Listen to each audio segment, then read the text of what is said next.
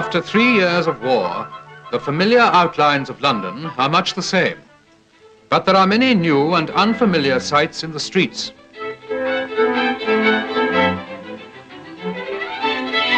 Affairs of state in Whitehall have a new urgency, for here is the organizing center of the British Commonwealth and the free world at war.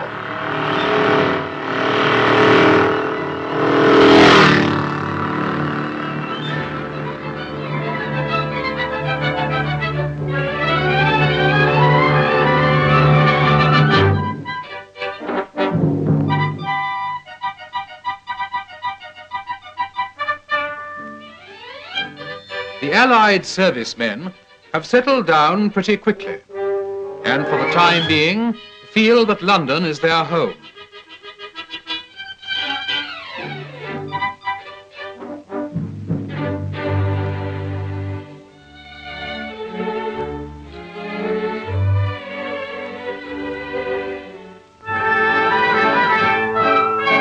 Under Nelson's column in Trafalgar Square, one sees the uniforms of 20 different nations.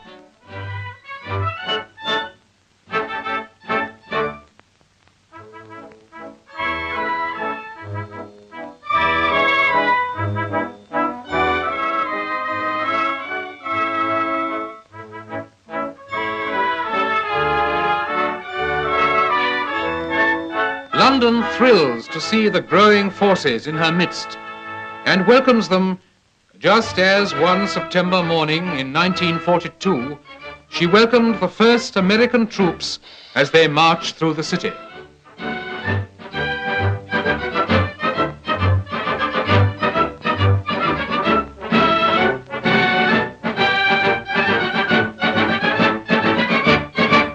The cinemas of Leicester Square are open, but precautions for the safety of London are maintained.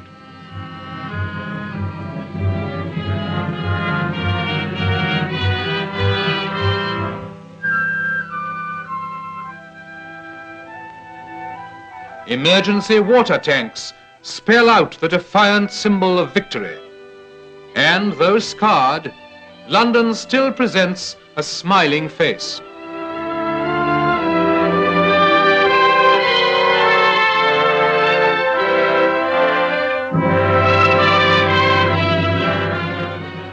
Ruins there are, but there is also new life.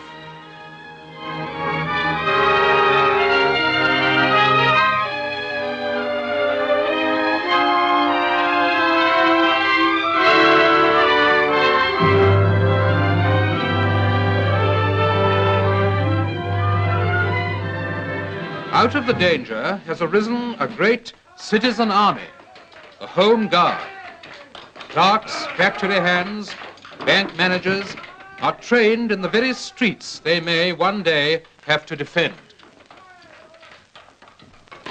Weapons are made from the railings London has sacrificed. Children like the idea. A park without railings reminds them of the open country.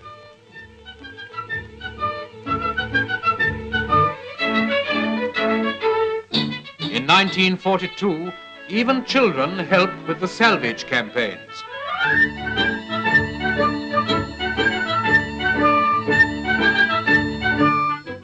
Today, every man, woman, and child has a job to do. Youths under military age give up their weekends to train in the park for future service with the RAF.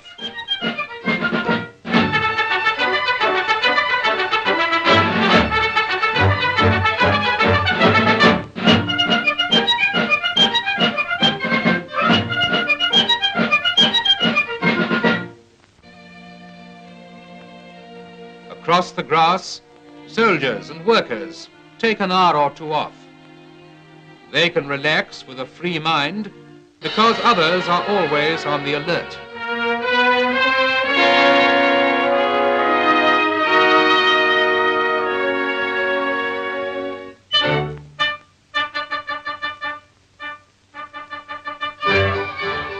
No petrol to waste means holidays at home. And this summer, All the fun of the fair was brought right into the heart of London.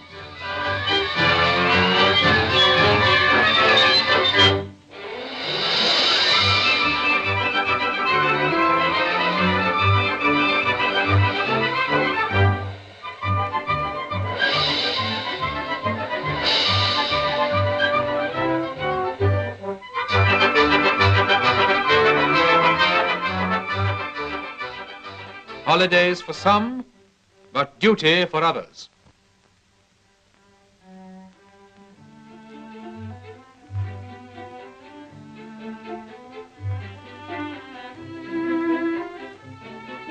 Everyone is growing food wherever they can. Acres of allotments have been cut into London's parks and gardens.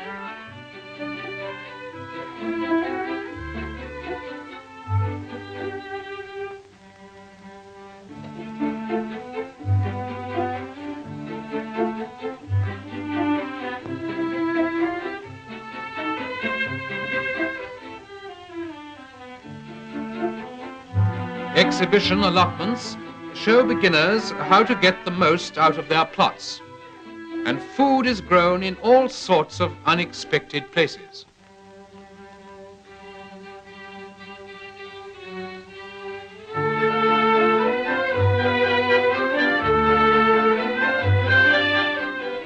On a roof garden, high above the city's streets, vegetables grow amongst the flowers.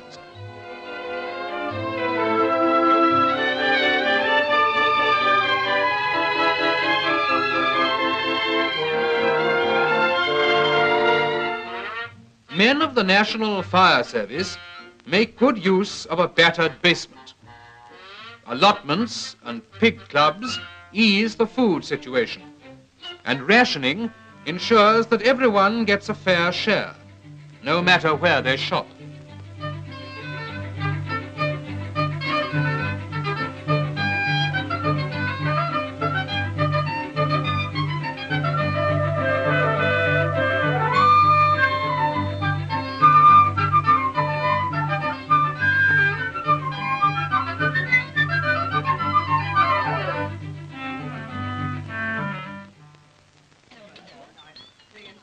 Communal feeding is a wartime economy.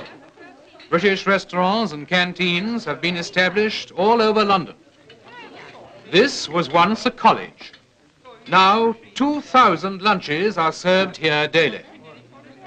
Labour is voluntary, the meals are supplied at cost, and all types of Londoners take advantage of the service.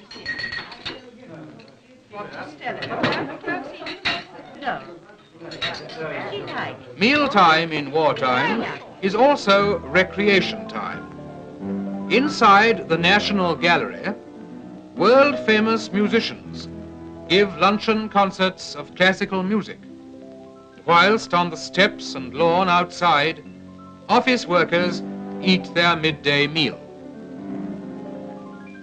And in factory canteens, a laugh and a song at mealtime renews the workers' energies for more long hours at the machines. Does your stomach say, do you let it need? No need to be a clinging vine. You too can have a body like mine.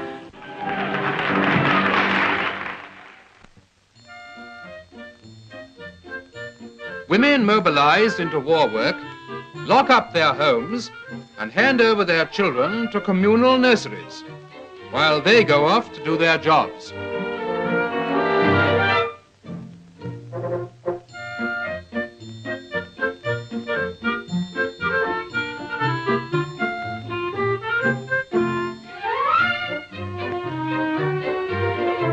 While the mothers work, the children play and grow strong.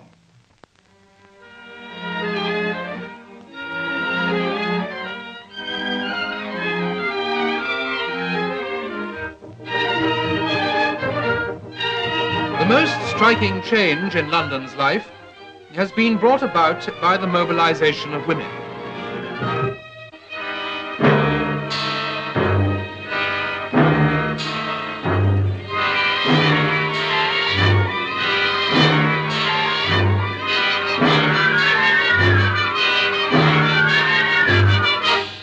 In Downing Street, the efforts of the people are coordinated into terms of world strategy at the house of the Prime Minister. Here the statesmen and service chiefs of the United Nations meet in the cabinet room to set their seal on the covenants which pledge them to the common cause. London in 1942 is the hub of the Allied war effort, and Buckingham Palace is the background for a display of Britain's growing strength.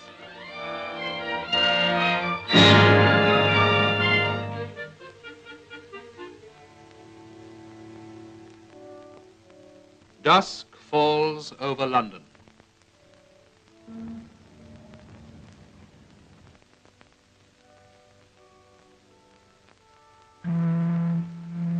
With darkness comes the blackout.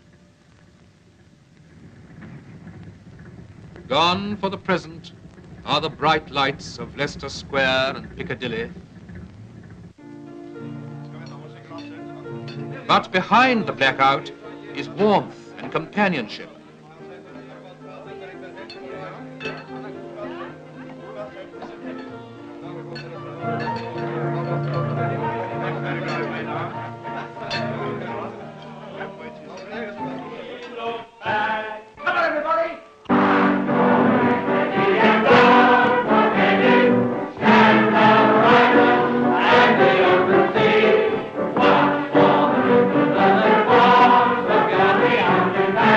Theatres ring to the old songs, while the night shifts are taking over in the factories.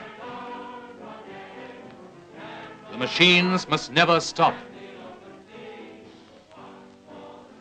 And all the time, the defenders are on guard. In basements and cellars, the civil defence forces settle down to all-night duty.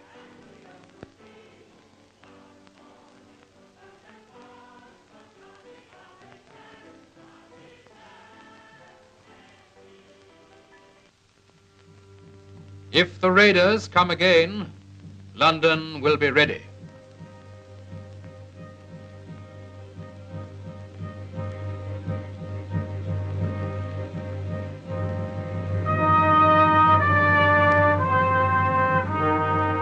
And as his turn comes round, every able-bodied Londoner stays after work to firewatch.